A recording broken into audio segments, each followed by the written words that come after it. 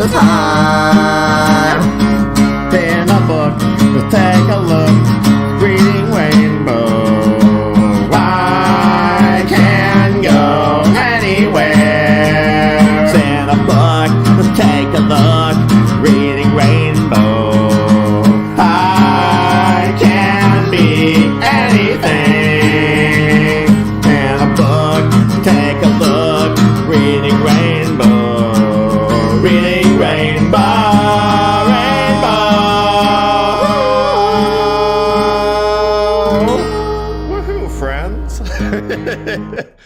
Hello. Oh my goodness. I'm so happy that we have a theme song for this shit. Holy shit. I should tell the audience though, for the people watching at home, if you happen to be sensitive to swear words, we do swear. I try not to, be a Comedy Central comedian about it or anything like that, but I do swear. Slurs, though, are a different story. It's weird. You always hear those people who say, like, oh, you can't say fuck, you can't say the F word, it's bad. But then they'll say the N word, and they'll be like, oh, well, it's my free speech. It's a double standard there. Anyway, that's not relevant to what we're doing right now. I wanted to just kind of, like, open with something. And sometimes what I open with is not necessarily, as I close my top, it's not necessarily relevant. Anyway, we're going to be continuing this book. I do want to thank again AK Press for sending this to me. I have been really enjoying this book, and you should go get your copy now. There's also a free version you can get on the PDF. I put both links in the description, so if you want to read it yourself, or if you want to buy it, you're welcome to do so. I found out that the people at AK Press, they're from some places that I used to frequent places, cities. Alameda, California, and I think the other one was like Culver City. I could be mistaken. But I was just kind of like, oh my goodness, like, I've been to these places, I also used to have friends there. Well, I still have friends there, actually. One friend in particular was named Jaden, who is named Jaden. He's a trans man. I used to be in a band with him called Synesthesia Moon. And it was a very small, short band. We made like one album, and we never played any shows. But we made some, we were young, so music was kind of subpar, but you know what? We kicked ass for what we did, and honestly, like, I think we grew both as a result of it. Okay, we need to talk about the book. I am stalling, and we should not stall any further. So, we read this book last time, and there's a lot of themes involving like systemic oppression, and just kind of like a lot of like. We're noticing like there's kind of like imperialist themes here, themes of I would say, I'm trying to make myself comfy. A lot of themes of imperialist expansion and capitalist expansion. This is kind of like a book that is a fiction novel, but it's kind of like a critique of capitalism in its own kind of very subtle way. It's more or less kind of now feeling like it almost, the way the book is written, it feels and keep in mind, I haven't really delved into this franchise too much, so I know there might be some conflicting opinions on the matter, but it feels a lot like Berserk, like the anime series. Keep in mind, my only engagement with that series, that franchise, is through the video game on the Sega Dreamcast, Sword of the Berserk. But it feels the same way. It has the same kind of like, when I think of this story, I think of Berserk. You got like a main character who is kind of like enveloping into a broader world that has its own kind of like hierarchical forms of oppression and resistance, and also like expansion. I could be wrong on that analysis. Please let me know what you think of that. So I can correct myself. But I am interested in continuing. Let's for those who have not engaged in the last session, I would like to just read the synopsis right here. It goes like this. Demos Haraki, that's the main character, is a Bolorian journalist and a cynical patriot. His muckraking days behind him. But when his newspaper ships him to the front lines of war, he's embedded in the imperialist army, or the imperial army. And the reality of colonial expansion is laid bare before him. His adventures taken from villages and homesteads to the great refugee city of Hrompel. Built of glass, steel and stone, all while a war rages around him. The Empire fights for coal and iron, but the anarchists of Hran fight for their way of life. A Country of Ghosts is a novel of utopia, besieged, and a tale that challenges every premise of contemporary science.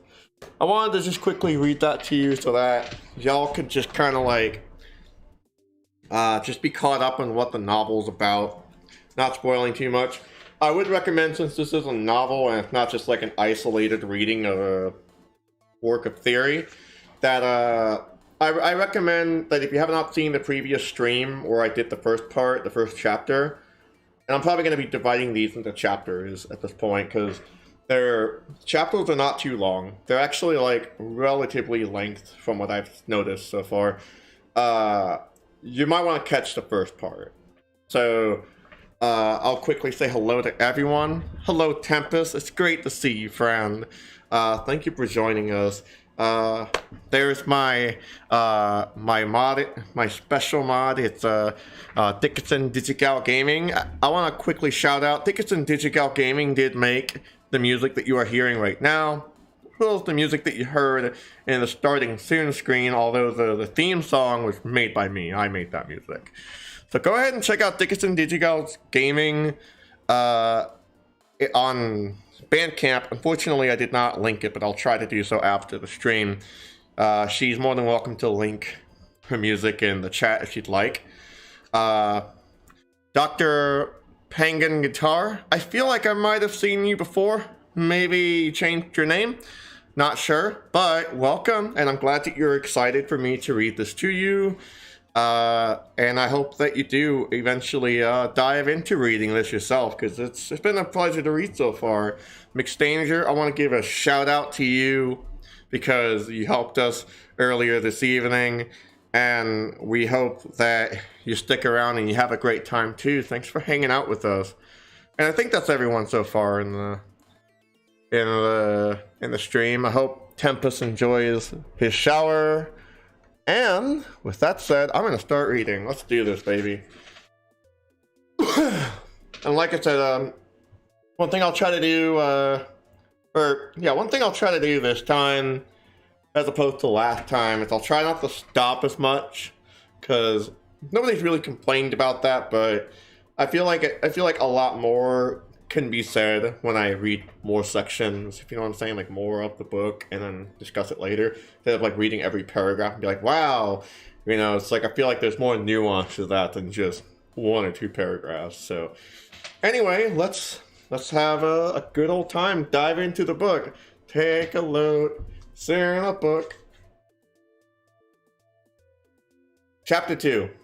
In a war between armies, like the Baronian War and the Barolia, that Barolia so recently won, the front is a dynamic but tangible geography. It exists, though inadvisable one can stand on or cross it. Armies wait in the barracks or trenches or repurposed city buildings and fire guns at one another like gentlemen or gentlewomen in the Veronian case.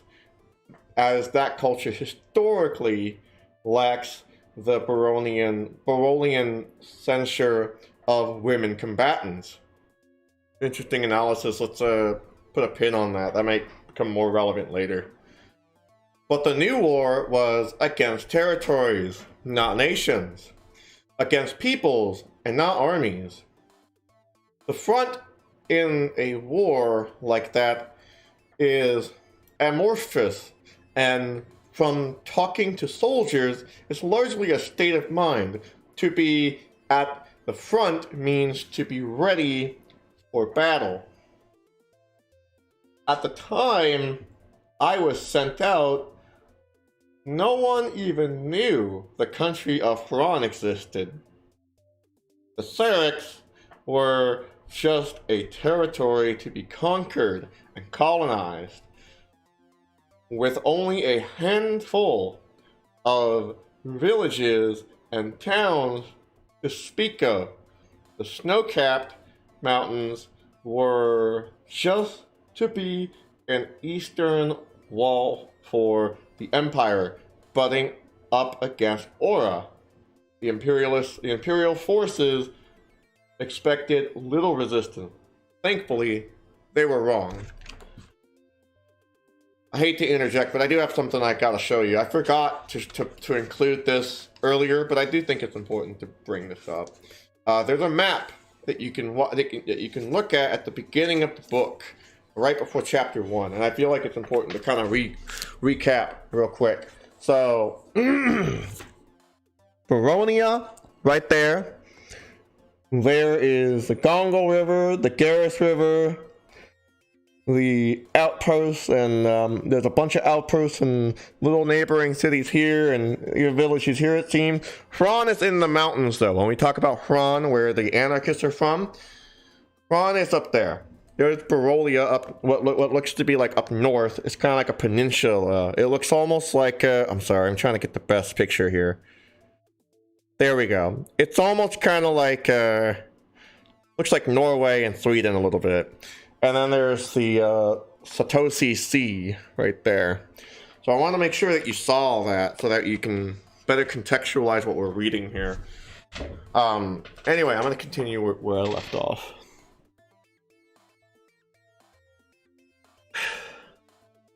I woke up groggy as the carriage came to a halt, but my mood was 1,000 times improved.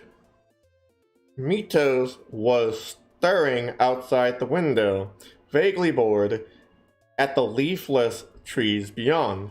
"Hey," I asked, pretending to be startled. "Who are you? Where am I? What did I have to drink?" Mitos replied with a short-lived, sardonic smile. "Glad you're awake, Mr. Hiraki. I am to be your handler. We are in charge of one another, you and I. If I tell you what to do, you will obey me to the letter without question. I am responsible for your safety, and frankly, you're at the front. So I'm in charge of you, but you're in charge of the story. You tell me what you need, and I'll do my best to make that happen. Am I understood?" "Yes," I said, sitting on the bench. "Yes, sir, you mean. You will call me sir, Mr. Hiraki," Mitos told me. "Yes, sir," I said. I probably never said yes, sir before in my life, and I honestly didn't plan to make it a habit, but I saw no reason to make an issue of it. That reminds me of a story when I was 15 years old. And honestly, you can say that the choices I made in this story, were not really well made, honestly. I was running away to a girlfriend I had at the time. I was 15, and I walked from Burbank to Pacoima, and we're talking from 12 a.m. to 3 a.m. So it's 3 a.m. and I'm in Pacoima, and this cop shines a light at me as I'm walking down, up Glen Oaks Street, Glen Oaks Boulevard, and he pulls me over, and It's the first time I ever really like experienced like a bastard cop situation, considering that like for 15 years I had never had that experience. You know, my view of the police was pretty, let's say, lenient, or I wouldn't even say forgiving. It was more like I was ignorant, we'll call it that. So, you know, I'm 15, you know, not out of this trans, obviously. So I call him dude, and he gets so fucking butthurt. He fucking like tells me to call him sir, and so I call him sir. Then he turns me around and arrests me against his car, and he does a cavity search. And he starts like making fun of like all different kinds of things, including the fact that I'm running away to see my girlfriend, which I wish I didn't tell him in hindsight. But whatever, you know what, that's then, and a cab. By the way, next police officer that ever tells me to call him sir, I'm gonna be like, no, I'm gonna call you a bitch. Remember about the 40% of police officers. 40% of police officers are bitches, but all cops are bastards. They're all bastards at the end of the day. Just remember that. Hope y'all are having fun. The winter sun was warm on my face, but the mountain breeze found its way through my overcoat, and I shivered as soon as I had both feet on the ground outside the carriage. The land smelled frozen and dead. Leafless aspens crowded in around me, and the Syrinx loomed close in on the horizon. An honor guard of sorts was waiting for us. 7 solemn men with horse and rifle saluting Mitos and me. The gold and lime green of their dress uniform stood out strongly against the snow and rocks and trees, marking them as targets from a mile away. Having just been told at some length about dangerous conditions at the front, I was not reassured. "Take this," Mitos said, handing me a revolver and a gun belt. I had never touched a firearm in my life. In my second try, I buckled it on correctly. Then I mounted a blue roan hack, and we started down into a path among the trees, leaving the carriage and driver on the road.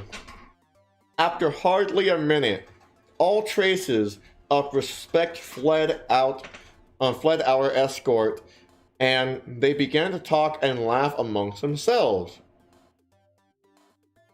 Quote, "A hack on hack," I heard one say. I'm all for puns, but it wasn't hard to realize that it wasn't well-intentioned. Most of the soldiers I met could scarcely abide my presence, and made little secret of that fact. I took out my pipe, packed it with tobacco, and began to smoke. It kept me relaxed. It was a strange afternoon, winding up that hillside. The world was silent and desolate and beautiful, but every time I let myself get caught up in that beauty, either some trace of disparaging conversation would drift to my ears, or I'd find myself remembering that I was at the front of the company of men dressed in a startling, inappropriate color scheme for their surroundings.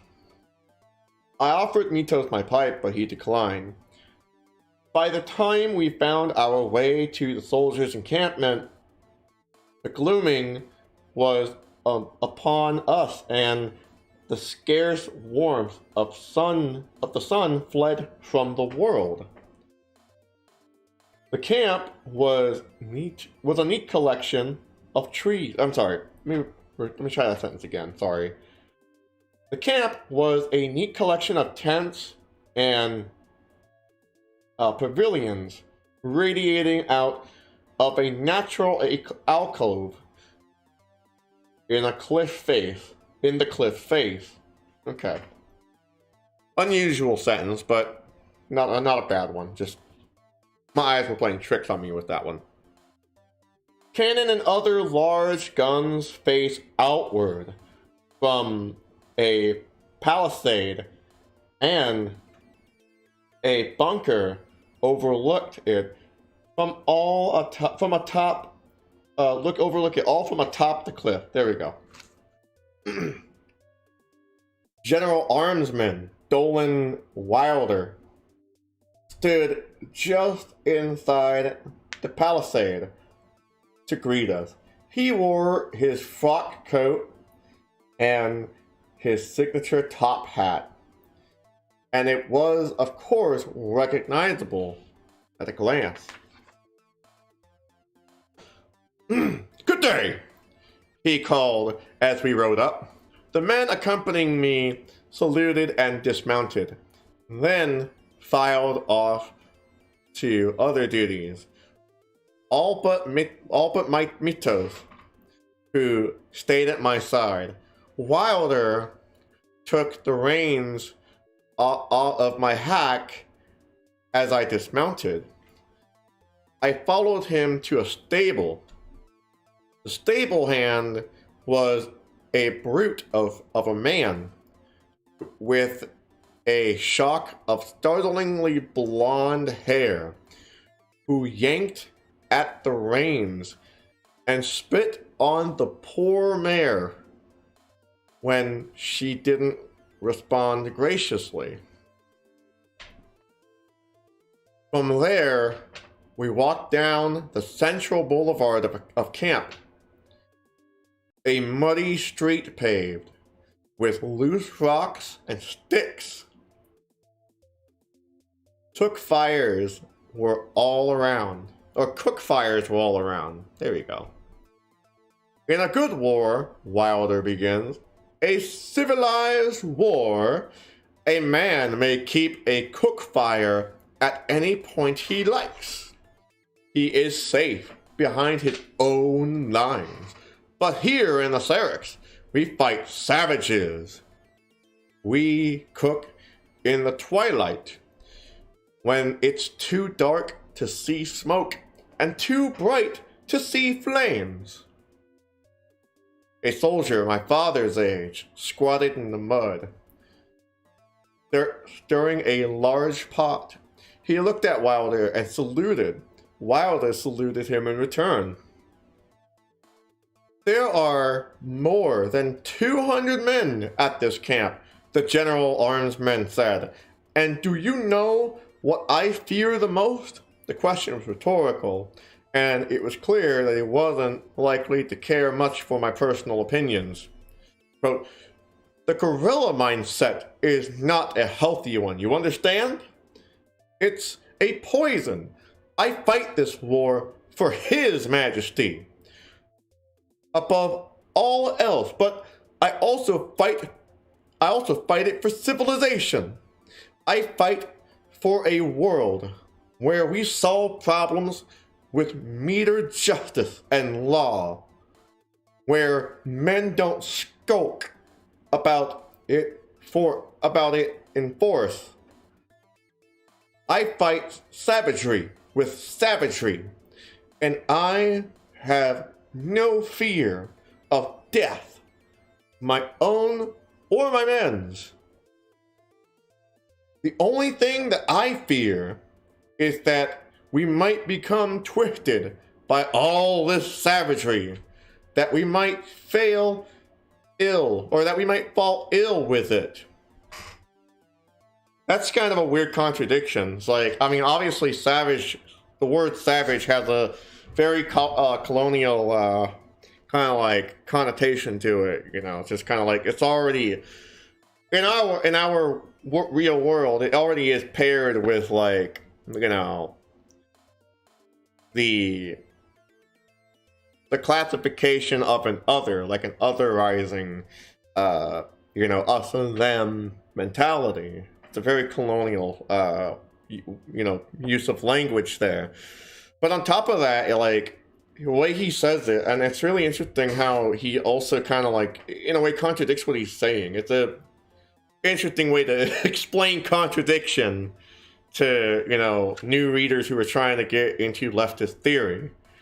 What did he say? He says here, I fight savagery with savagery, and I have no fear of death, my own or my men's. And then he follows by saying directly, the only thing I fear is that we might become twisted by all this savagery, that we might fall ill with it. So it's like, it's so weird because he's saying that the reason why he is fighting this war is because of, to use his words, savagery. But he uses savagery to fight savagery.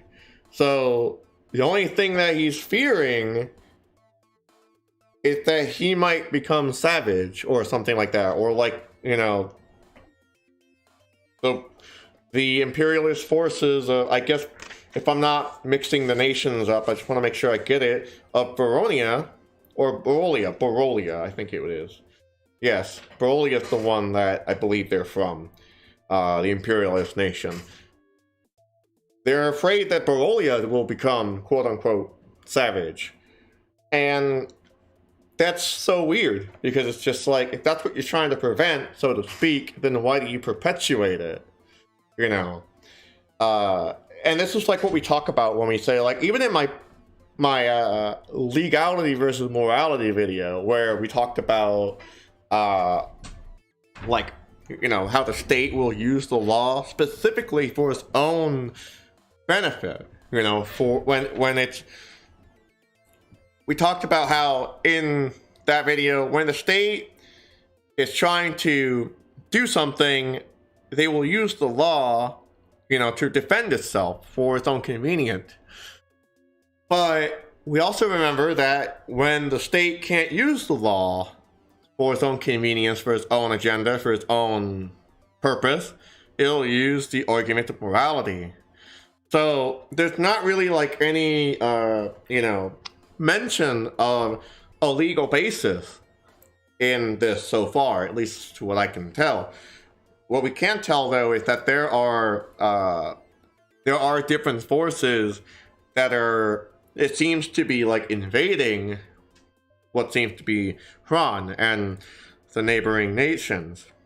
But while there's no mention of a legal basis, there is a mention of a moral basis to, as they put it, to fight savagery. And they're willing to fight savagery by utilizing said savagery. So it's a shot in the foot, really. It's completely contradictory, and it's just it shows how transparently like unjustified the state is, especially in this book. So that's what I wanted to say about that. I'm gonna continue where we left off. Wilder led me to his command pavilion, distinguished from the tents around us only by its size and the 4 guards stationed around it. Once inside, a passable dinner of bird and root vegetables, as well as his 5 highest-ranking officers awaited us. The general drank his liquor out of a snifter, while the rest of the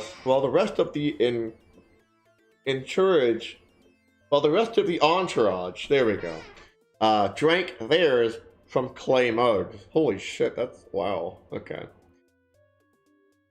I was introduced to each man in turn, though the only name I can recall now is that of Lord Vasterly, the major armsman, third in command. I think this is Danis Lonel? Danis Lonel, gotcha. But Danis Lonel, Wilder's first captain and second in command was away.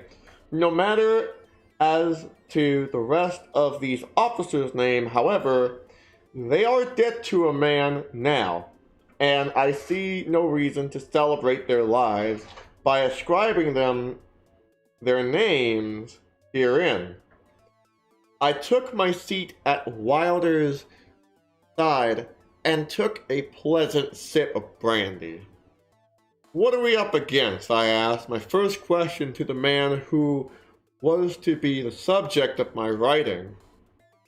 Bandits, he answered. Simple bandits. I'm sure that before we came, these dirty outlaws were robbing homesteads and villages, but a few of them have turned their attention and guns on us. And worse, a lot of these hovels are sheltering them.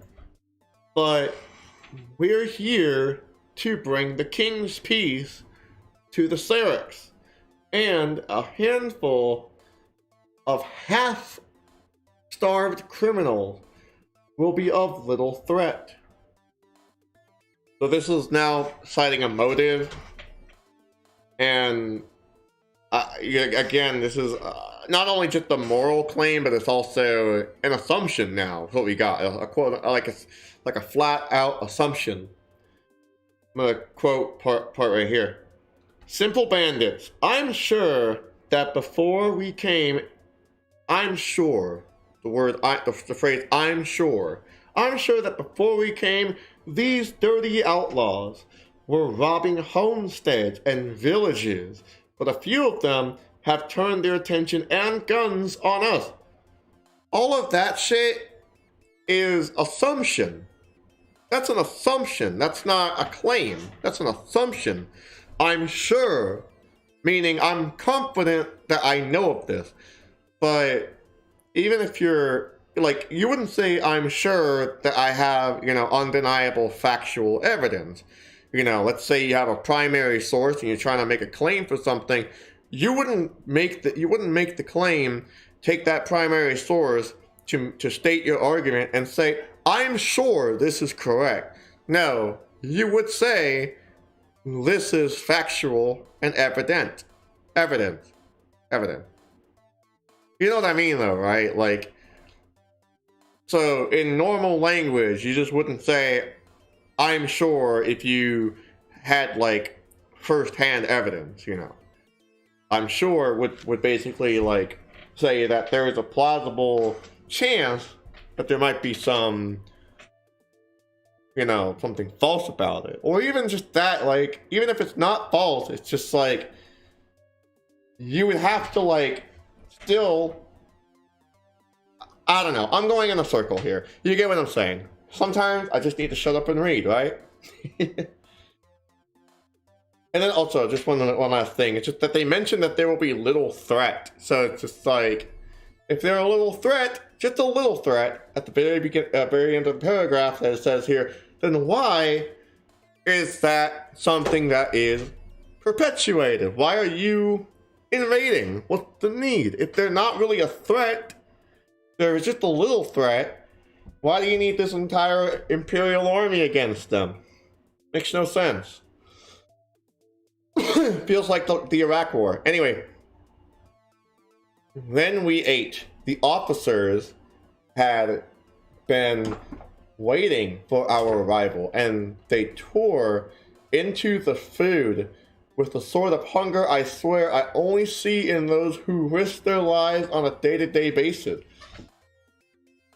As bones of our meal were scattered on our plates like dead foes, the banter, quote, caught Greg and Halmos going at it again in the forest today. Lord Vasterly sneered as he spoke, his heavy black mustache curling up with his lips. Hello, Ami. That's my Bun over there. He's being a little rambunctious there. He's a silly boy. Maybe I'll show you him again after the stream, but he will be making noises sometimes. Anyway, Grieg, I think that's the name, not Grey. Grieg had his pants around his ankles, his arms around a tree. He was moaning like a girl. With a man today, the next quote, with a man today, with a goat tomorrow. Another man suggested, a cliche of the army I was soon to discover. Okay. All the officers laughed at the joke. Wilder, for his part, smiled politely, knowingly. Yeah.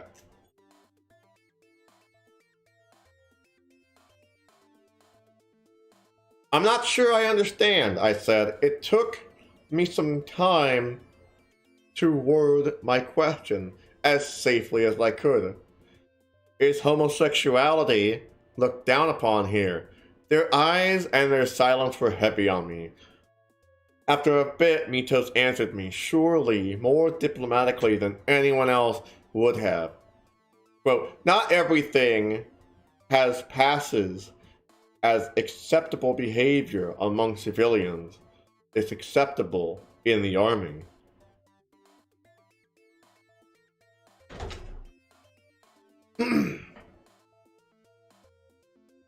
Wilder spoke next, always looking for a chance to sound wise.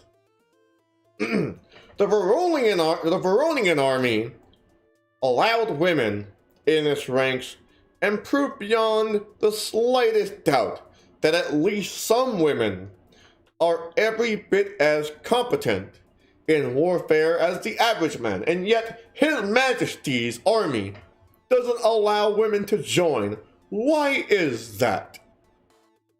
I feel like Vosh whenever I'm talking like in Wilder's quotations. I feel like I'm Vosh. It's kind of funny because here's Wilder trying to sound nuanced, and usually that's like something Vosh would do, which is, you know, curly mustache and. Okay, I need to stop. I think y'all know what I mean, though.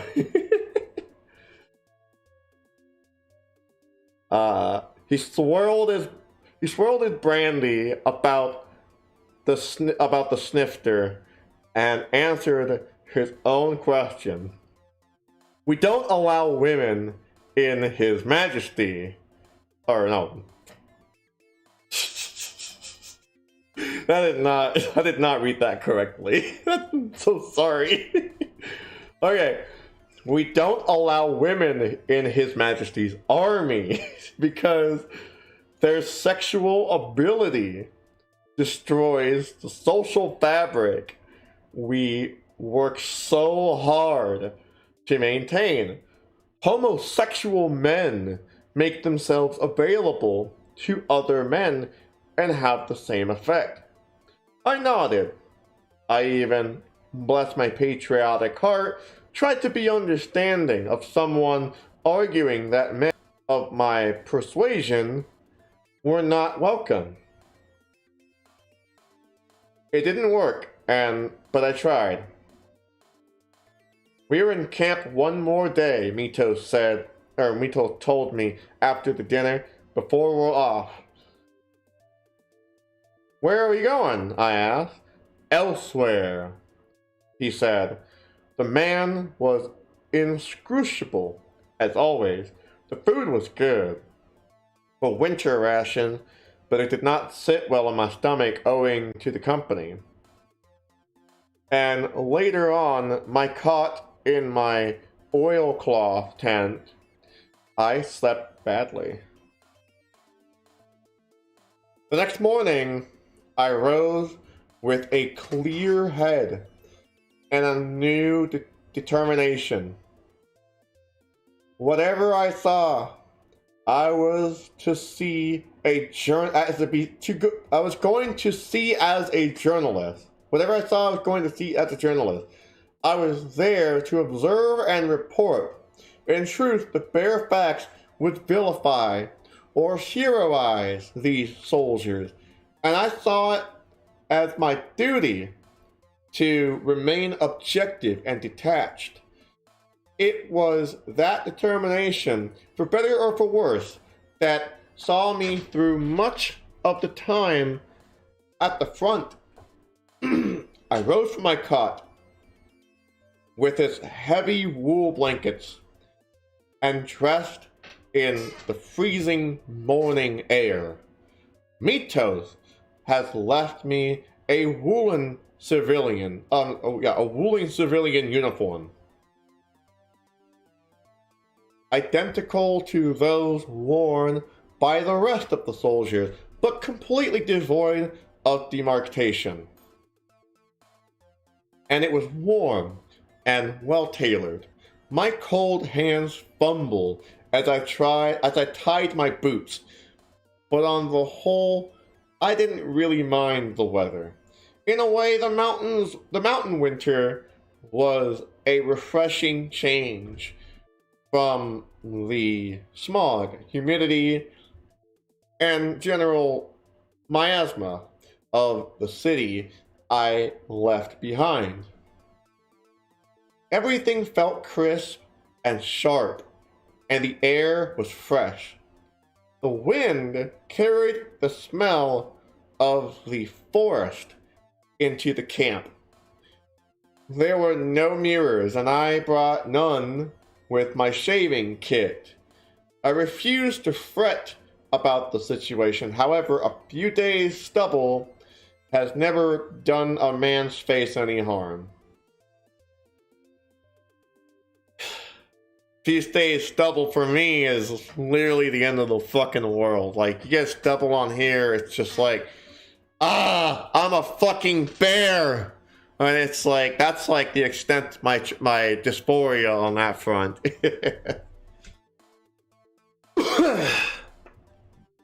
I set out from my tent to find something to eat. I had met and formed an opinion of the officers, but the enlisted men were largely unknown to me. "Hey, journalist!" a man cried in a thick Baronian accent as I walked past. "Why don't you eat with us?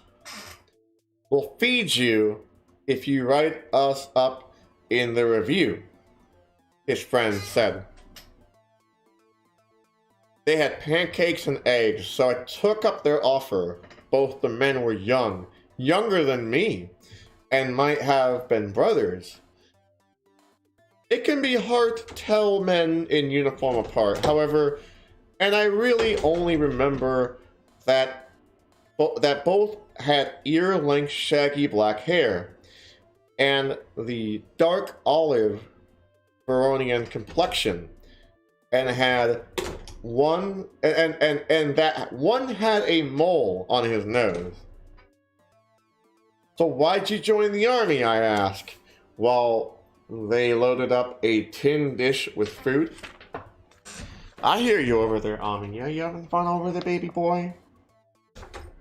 Oh, I'll let you say hello to everyone when we're done, okay?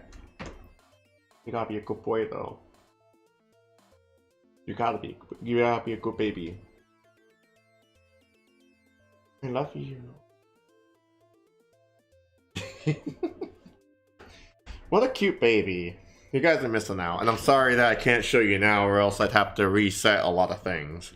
But anyway, let's finish this, because we're actually really close to being done already. I'm actually happy with the length of this chapter. So the sooner we get this done, the sooner y'all can say hi to Ami.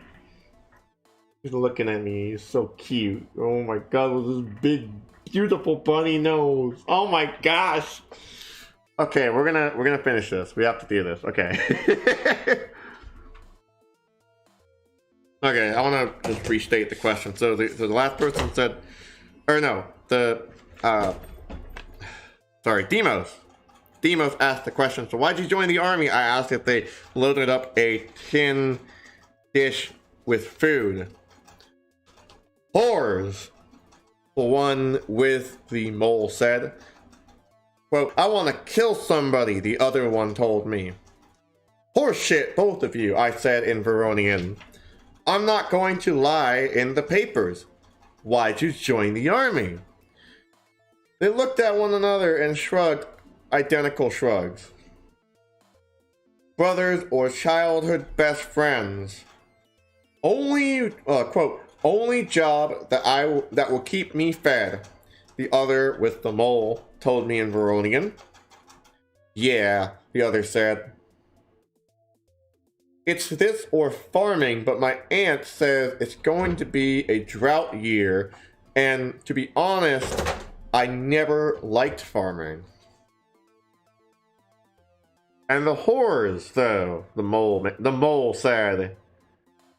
And the killing, those weren't lies. The only lie I've ever told in a while is when I told the recruiter that I was old enough to join. That's literally my fucking grandpa. He ran away from home at the age of 17 years old to join the fucking Marines.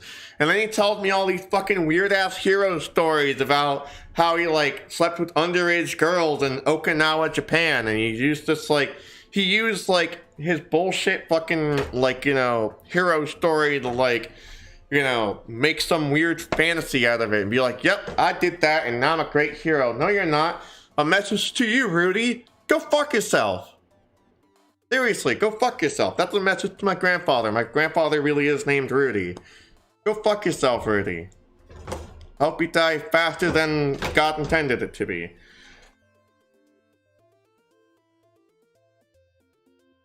That wasn't the nicest thing I ever said on stream, and I do apologize for those at home.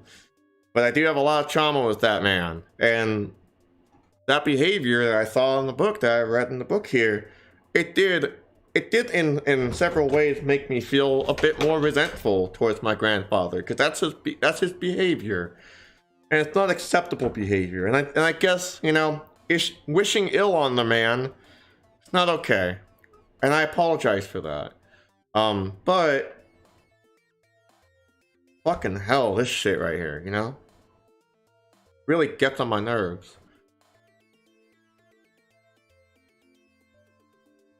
The breakfast was good. I thanked them for their time, but they weren't the only ones who wanted me to write about them, though they were among the most polite. As I walked through the camp unescorted, the soldiers did their best to cajole, harass, and even threaten me to grant them eternal fame by way of the written word. By instinct, I walked back to the stable, to the only place I had been in camp other than the command tent and my own quarters. You better behave, young boy. You better behave, baby. I'm watching. I can see you over here. Silly baby. Give me 1 second. I should change something in his cage. I want to make sure that he's comfy. Because he is doing a lot of hopping. And usually when he's doing a lot of hopping, that means there's something going on in his cage that's making him uncomfortable. Here you go, baby. I got you. There you go, sweetheart. There you go, baby. I got you. I want to make sure that Ani is comfy and happy. He's a happy boy. By the way, I would like to say that we are doing terribly financially right now here at the Anarchist Cat Food. We would really appreciate if y'all could help out. Donate to the Ko-Fi if you want to do a one-time payment. There's also a Patreon in the description. Both are in the description. It would help the channel immensely. If you support what we do, when we read to you, and the anarchists and anti-capitalists and anti-police and prison abolition, police abolition video essays I usually do on the channel, throw me $1. And I'd like to get to a point where I start shouting out people like I did with McStanger earlier. Anyway, here we go. I heard the rhythmic pounding of hammer on steel and walked up to see a powerful squat man in the process of shoeing a horse. He had a black and gray mane, almost like a horse's shade on the side, short on top and longer in the back. A haircut popular in the lower class areas of Baronia, from what I knew. I was watching him at his work for probably a half a minute before he noticed me. He put in the final nail, set the horse's hoof on the ground, and then turned to my face. He grinned, and I realized he'd gone partially gray quite young. He couldn't have been a day over 30. Shit, dog. What? That's like my age right now. I'm turning 30 in less than a month from now. I'm excited, honestly. Journalist, he said. I was right. By the accent, he was from the lower class of Baronia. Probably from Tar. Not you too, I said in Veronian. Don't worry, he said, switching to his native tongue. And clearly happy about it. Quote, I don't want to be immortalized in print, at least all for doing such despicable work as shoeing horses for the army. This response surprised and endeared me immediately. No, I asked. He set down his tools and came to join me by the door. No, he said. There's no pride in this for me. At best, it's work. And who likes to work for other people? And at worst, I'm party to murder, to conquest, to the expansion of the same empire that so recently conquered Tar. Why do you do it? I asked. I'll tell you, but you can't put me under what I say in your articles, he said. Not yet, not until I'm dead or free of this place. I swear, I said. Then I'm going to trust you. Don't betray that, my new friend, or you'll get hanged. What's your name? Demos Hiraki, I told him. A pleasure to meet you, Demos, he said. My name is Vinise Solak. Vinise Solak. You can call me Vin. So we'll start calling him Vin. You can call him Vin, V-I-N. He led me away from the stable and towards the gate in the palisades. As we approached, the 3 pikemen on duty stood to attention, though they did not salute. Your business? One asked. I intend to take our guest here, the journalist, to see the gibbet. They looked at one another, considering his words. Then the same man responded, Very well. Formalities, he said, as we walked out the gate, are either the sign of the love and worship to be found in ceremony and ritual, or often they're the sign of a weak mind desperately clinging to power and law in the face of the wilds of chaos. That's a really interesting dichotomy. I think it's important to remember that, because like that's kind of like even, a fashy mindset, And I don't even know if he's really making a definitive statement. Or you know what though? I don't know. I don't have a conclusion on that one yet. We might want to come to that conclusion later on in the book. when we read more of it, you know, other chapters. We're almost done, but we're looking at an interesting philosophical question that might be explored later in the book. We'll see what we come to on that. Just who are you? I asked. I was starting to get nervous. I had no idea what to make of the man, and for a moment I worried he might be a Veronian nationalist on a mission of sabotage. I shivered, half with fear, half with excitement. I am a farrier, he said. Nothing more. My mother was a strong woman, though, and I like to think she left me a lot. She died in the war before the war, when I was a baby. I heard the term before, somewhere in my research, and I racked my brain to place it. The revolution? I asked. Before the war against Baronia had broken out, there had been an uprising by a mix of anarchists and Republicans. Baronia had ridden in to the rescue, only to grab territory in the north of the country as soon as the peasants were put down with gunfire. That treachery had sparked the war, not the long gun strike of the Borough Harbor, despite what we print in the Borough Review.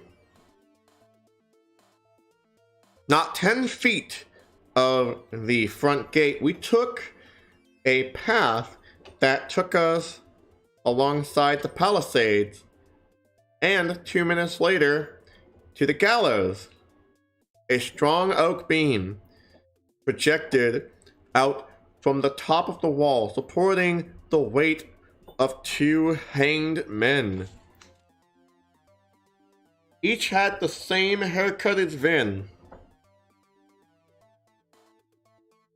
They look like you, I said. They are like me, I responded.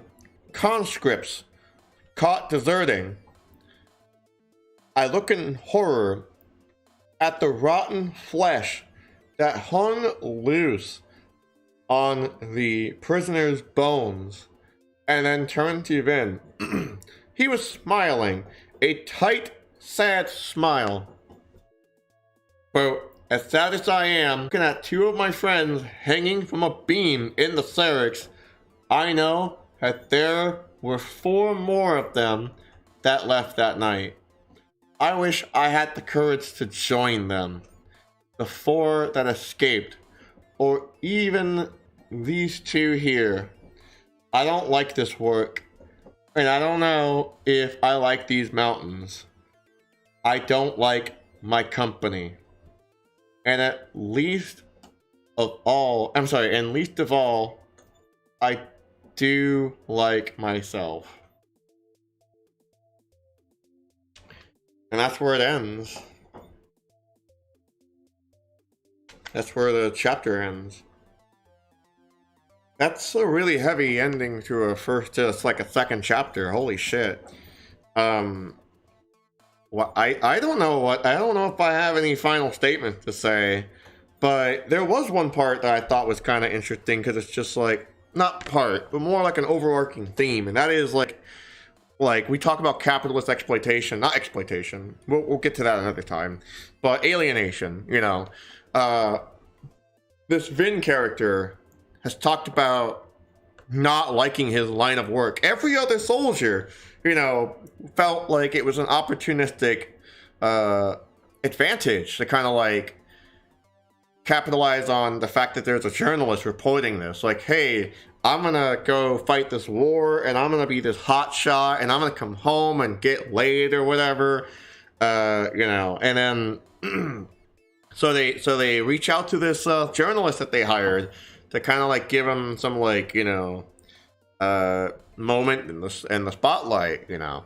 But this guy, on the other hand, at least, and again, we don't know much about him since we're reading this for the first time together, but we don't know what his motives are, But there's one thing that we do know, and that is he does not like his job.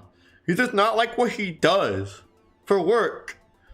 And no matter, I mean, even though he feels a certain way that we don't quite understand about his friends that he called who were hanged, you know, he still at the very end said that he does like himself.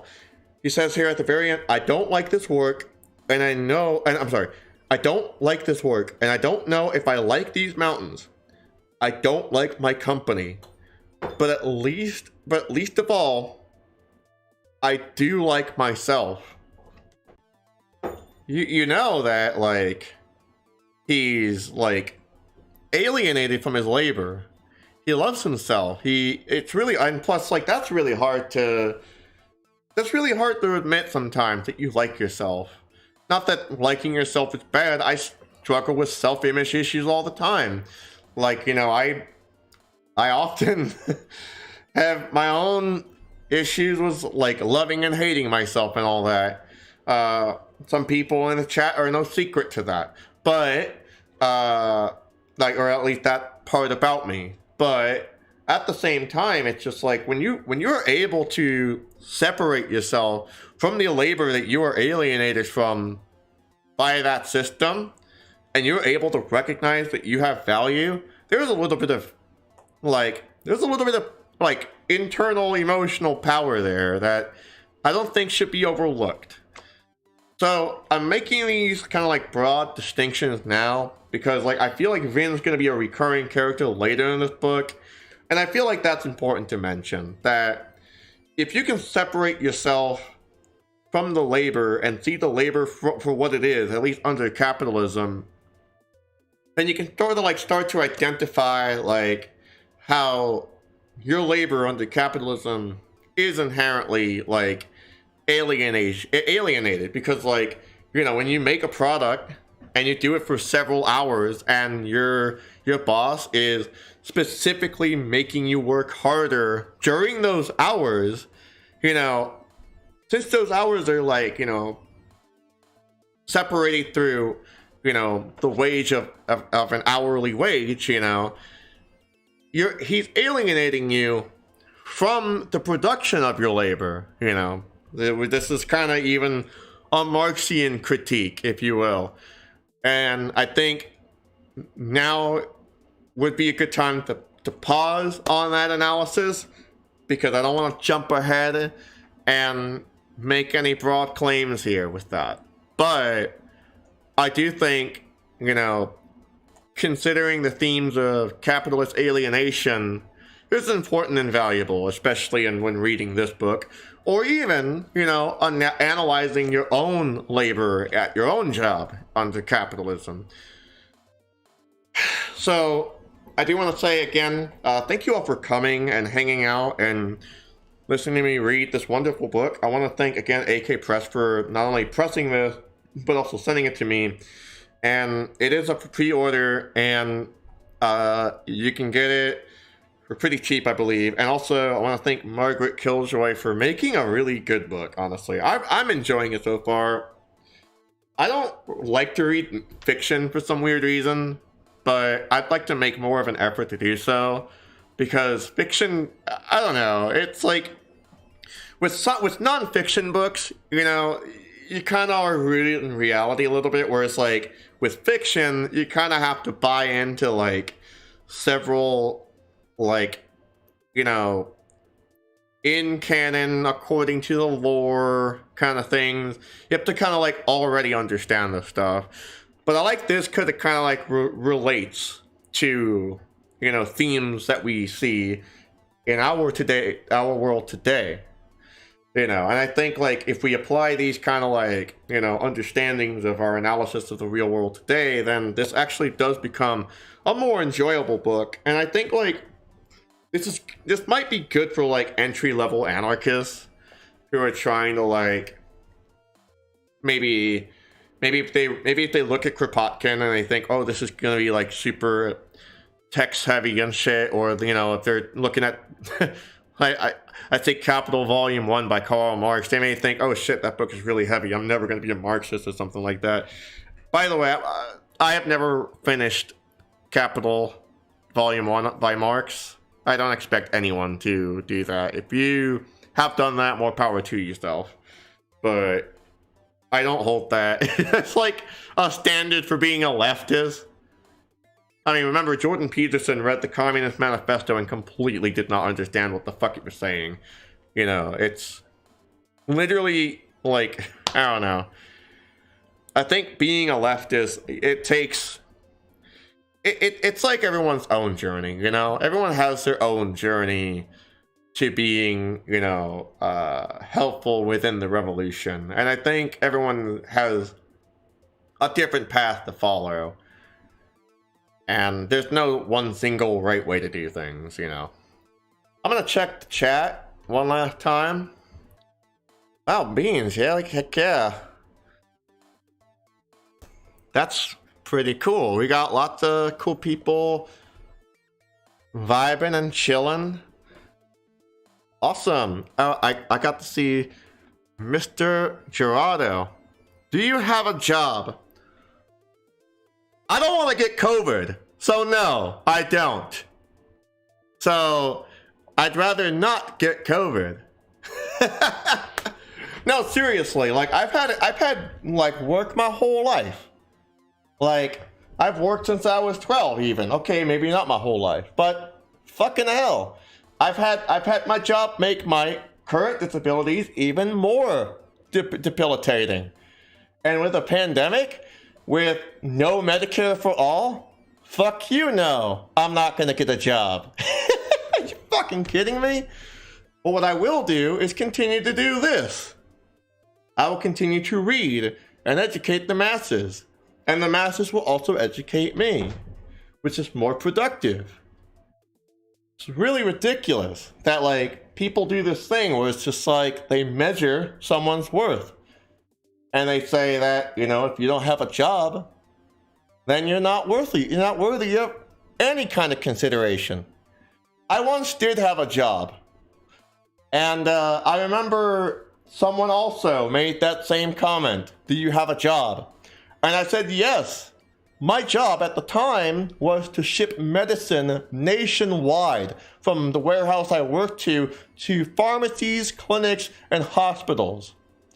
And then they just start, you know, throwing the R slur, the T slur, and all this shit, and being, and, you know, just saying like, no one like you can work hard as me. And this person was like extremely rich and probably has daddy's trust fund.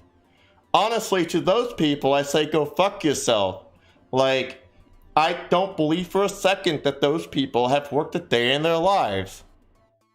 Like, I don't measure people's worth based on whether or not they have a job or not. Like, and yeah, living today the way I have, like my financial situation, not easy.